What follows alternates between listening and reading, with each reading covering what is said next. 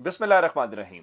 लाखों करोड़ों दुरूदो सलाम मोहम्मद मुस्तफ़ा सल्लल्लाहु अलैहि वसल्लम और आले मोहम्मद पर। मैं हूँ उमर दराज गोंदल। जो सबसे बड़ी खबर है वो सुप्रीम कोर्ट से है, और दूसरी खबर जो है वो पार्लियामेंट के अंदर आज एक बार फिर जो हुक्मरान है, क्योंकि गवर्नमेंट तो वहाँ अपोजिशन तो वहाँ है नहीं, गवर्नमेंट ही गवर्नमेंट है, वहाँ आपस में लड़े हैं और इस्टेब्लिशमेंट को सिक्योरिटी इदारों के ऊपर गुफ्तगू की है। और आज तो मोहसिन दावड़ की तकरीर लाइव नशर की गई है, इसके ऊपर भी बात करेंगे। और फिर मार्केट के अंदर एक क्राइसिस है, मार्केट के अंदर, ओपन मार्केट के अंदर लोगों को डॉलर नहीं मिल रहा। आने वाले चंद दिनों के अंदर पाकिस्तान के अंदर क्या होने वाला रहा है, मैं उसकी कुछ खबरें आपके लिए लेके आया हूं, उस हवाले से बताएंगे। फिर कुछ बैकडोर मुज़ाकरात की बातें हैं। जारी बात है, खान साहब अभी तक लॉन्ग मार्च का ऐलान नहीं कर रहे, तो वो बैकडोर मुज़ाकरात क्यों हो रहे हैं वो तो आप सबको जानते ही जानते हैं। लेकिन बैकडोर मुज़ाकरात का अंजाम क्या हुआ है, नतीजा क्या निकला है, क्या अब दरवाजे बंद हो गए हैं, ये मेरे पास लेटेस्ट डेवलपमेंट है। ये तमाम तफसीलात बताने से पहले मैं आपको लेके जाना चाहता हूं सुप्रीम कोर्ट। सुप्रीम कोर्ट के अंदर जो असल मसला है वो NRO और जो इस वक्त डीले हैं उनसे मुतल्लिक है।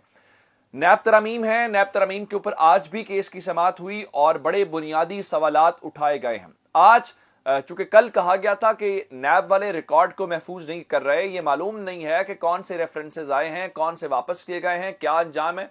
अदालत ने कहा था ना सिर्फ उनको महफूज बनाया जाए बल्कि हम तक पहुंचाया जाए। अब सवाल इस वक्त सिर्फ और सिर्फ ये है कि आज जैसे ही समाअत शुरू हुई तो जस्टिस एजाजुल एहसन ने एक बुनियादी सवाल रखा।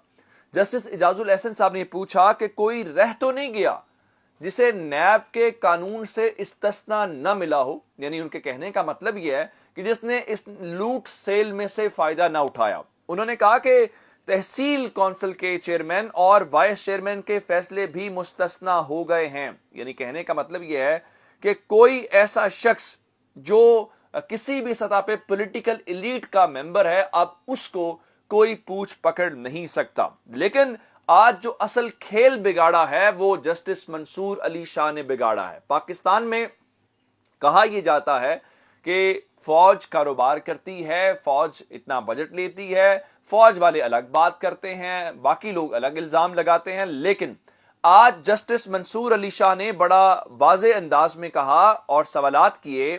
उन्होंने कहा कि सारा कारोबार और पैसा तो फौज के पास है। ये कौन कह रहा है? ये पाकिस्तान की सुप्रीम कोर्ट का जज कह रहा है, जिसने चंद सालों के बाद पाकिस्तान का चीफ जस्टिस बनना है। वो कहते हैं कि सारा कारोबार और पैसा तो फौज के पास है, इन पर नैब के कानून का इत्तलाक क्यों नहीं होता। यानी जस्टिस मंसूर अली शाह ने बताया कि जनाब बाकी बातें ठीक है, नैब का कानून अगर सियासतदानों पर चल सकता है, ब्यूरोक्रेट्स के ऊपर चल सकता है, तो फौज के ऊपर क्यों नहीं चलता।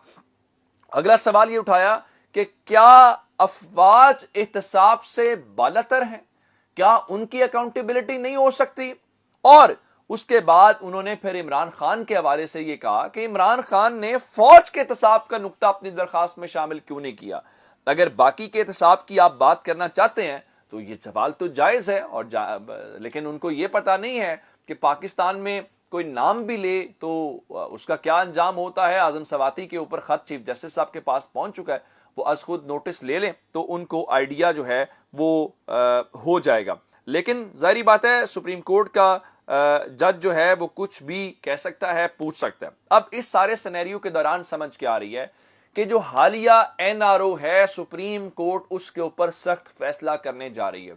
वो बार बार सवाल उठा रहे हैं जिसका किसी के पास कोई जवाब नहीं है, ना हुकूमत के पास है, ना नैब के पास है, और दोनों का मौक़िफ़ एक है। और तहरीक इंसाफ बड़ी तैयारी के साथ ये सारा कुछ कर रही है। लेकिन आप अंदाजा करें कि यहां पे खुली छूट है, लेकिन FIA ममनुआ फंडिंग केस में इमरान खान के खिलाफ कार्रवाई जो है वो जारी रखे। आज इस्लामाबाद हाई कोर्ट ने उनको कार्रवाई जारी रखने का हुक्म जो है वो दे दिया है। लेकिन आपने इस बात के ऊपर घबराना नहीं है। आज सिर्फ मसला फौज से रेलिवेंट जो है वो सिर्फ अदालत के अंदर नहीं था, कुछ पार्लियामेंट के अंदर भी था। आज वफाकी वजीर इंसानी हुकूक रियाज हुसैन पीरजादा ने कहा कि पाकिस्तान की हिफाजत अब अदलिया या फौज नहीं कर सकती। ये पाकिस्तान का सिटिंग मिनिस्टर कह रहा है। और बलूचिस्तान और फाटा में जो हुआ या हो रहा है उसने हमें बहुत बदनाम किया है, इसे रोकना होगा। और बात यहां तक नहीं रुकी, रियाज हुसैन पीरजादा इदारों पे बरसे। उसके अलावा सरदार अख्तर मैंगल ने भी आज कौमी असम्बली में तकरीर की और कुछ कुव्वतों को उन्होंने कटहरे में खड़ा करके بھرپور طریقے سے کلاس لی ہے، جس کا مطلب یہ ہے کہ آج دونوں جو طاقت کے بڑے مرکز ہیں وہاں پہ صرف اور صرف ان کے متعلق ہی بات چیت ہوئی ہے۔ پھر خواجہ آصف سوات والے معاملے کے اوپر، ایک تو عاطف خان جو وزیر ہیں ان کے متعلق پتہ چلا ان کو پرچی ملی ہے کہ 80 لاکھ روپیہ دیں ورنہ ظاہری بات آپ کے اوپر ہوگا، اور وہ کون ہے؟ وہی گروپ ہے خیبر پختونخوا کے اندر جو متحرک ہے۔ یہ کام وفاقی حکومت کا ہے، لیکن وفاقی حکومت اس کو صرف عمران خان کے بغض میں صوبائی حکومت کے اوپر ڈالنا چاہتی ہے۔ اور آج خواجہ آصف نے وہاں کہا جی سیکیورٹی کے مسائل کا مستقل حل نکالنا چاہیے، سوات میں لگی آگ کسی کے دامن کو بھی لگ سکتی ہے، یہ بنگلہ دیش نہیں جو 1000 میل دور تھا۔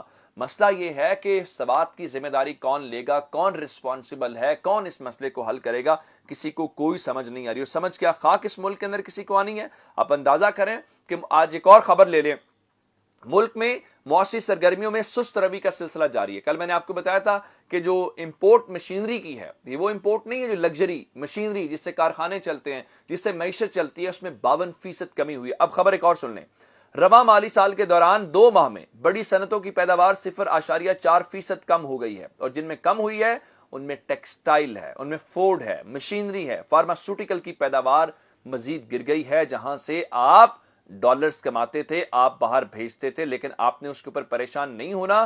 اور مارکیٹ کے اندر آج ڈالر پھر مہنگا ہوا ہے، اور صرف مہنگا نہیں ہوا بلکہ ڈالر مارکیٹ کے اندر مل ہی نہیں رہا۔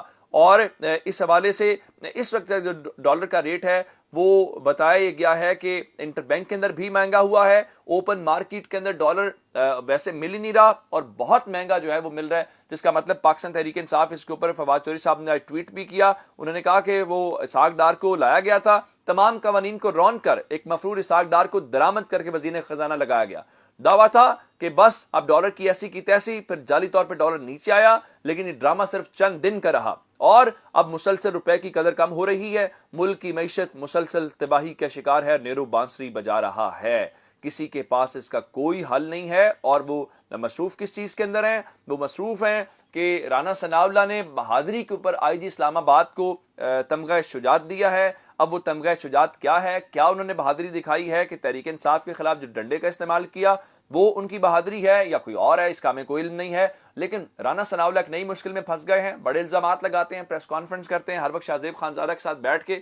تو فرح گوگی جو بشرا بی بی کی دوست ہیں، ان کے حوالے سے انہوں نے بہت کچھ کہا۔ تو فرح گوگی نے رانا ثناءاللہ کو 5 ارب روپے کا ہرجانہ یعنی لیگل نوٹس بھیج دیا ہے کہ آپ معافی مانگے، ادروائز آپ کے خلاف قانونی کارروائی ہوگی۔ اور بیچارے کریں کیا؟ وہ خود پریشان ہیں، وہ کہہ رہے ہیں جی فیصلہ نواز شریف کا ہے۔ جاوید لطیف کہہ رہے ہیں ہم نواز شریف کے بغیر یتیم ہیں۔ یہ کیسا فیصلہ نواز شریف کا ہے کہ نواز شریف ملک میں واپسی کا فیصلہ بھی نہیں کر پا رہے؟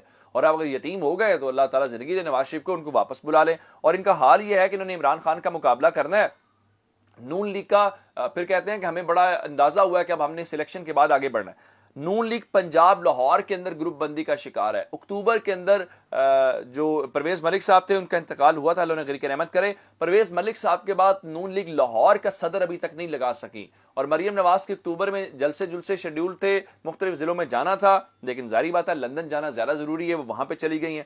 اب آ جاتے ہیں اس کے اوپر بیک ڈور مذاکرات۔ بیک ڈور مذاکرات کے حوالے سے خبریں یہ ہیں جناب کہ اس طرح کی کلیئرٹی نہیں آ رہی، پیش رفت نہیں ہوئی۔ پاکستان تحریک انصاف نے اناؤنس کرنا ہے اکتوبر میں ہی لانگ مارچ کرنا ہے، جو مرضی ہو جائے۔ اب بتایا گیا ہے کہ مزید 10 دن کا ٹائم سیٹ جو ہے وہ سیٹ کیا گیا، جس کو آپ کہہ سکتے ہیں کہ گیم منطقی انجام تک پہنچتی ہوئی نظر آ رہی ہے۔ اور اس حوالے سے بتایا گیا ہے کہ راولپنڈی میں ہونے والی میٹنگ پاکستان کے لیے خوش آئند ثابت ہوگی۔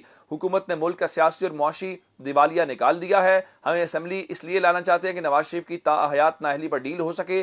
10 روز میں فائنل راؤنڈ ہوگا، اکتوبر نومبر فیصلہ کون ہوگا، لانگ مارچ یا الیکشن کی تاریخ 1 کا ہونا ضروری ہے، یہ کہنا ہے شیخ رشید کا۔ اپنا بہت سارا خیال رکھیے گا، خدا حافظ۔